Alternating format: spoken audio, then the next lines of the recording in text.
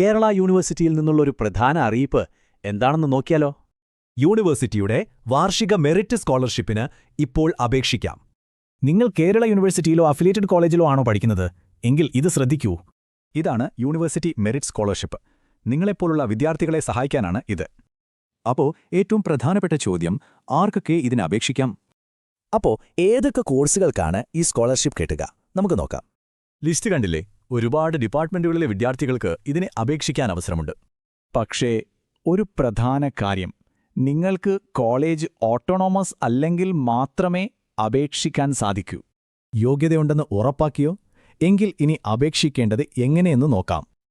വളരെ എളുപ്പമാണ്. വെബ്സൈറ്റിൽ നിന്ന് ഫോം ഡൗൺലോഡ് ചെയ്യുക, പൂരിപ്പിക്കുക, കോളേജിൽ കൊടുക്കുക. ഇനിയാണ് ഏറ്റവും ശ്രദ്ധിക്കേണ്ട കാര്യം, ഡെഡ്ലൈൻ മിസ് ചെയ്യരുത്. ഈ തീയതി ഓർത്തുവെച്ചോളൂ. ഇതിനു മുൻപായി നിങ്ങളുടെ അപേക്ഷ അവിടെ എത്തിയിരിക്കണം. യൂണിവേഴ്സിറ്റി ഇത് കൃത്യമായി പറയുന്നുണ്ട്. ലേറ്റായി വരുന്ന അപേക്ഷകൾ ഒരു കാരണവശാലും പരിഗണിക്കില്ല. അപ്പോ ഇനി എന്തു ചെയ്യണം? ഇപ്പോ തന്നെ തുടങ്ങിക്കോളൂ.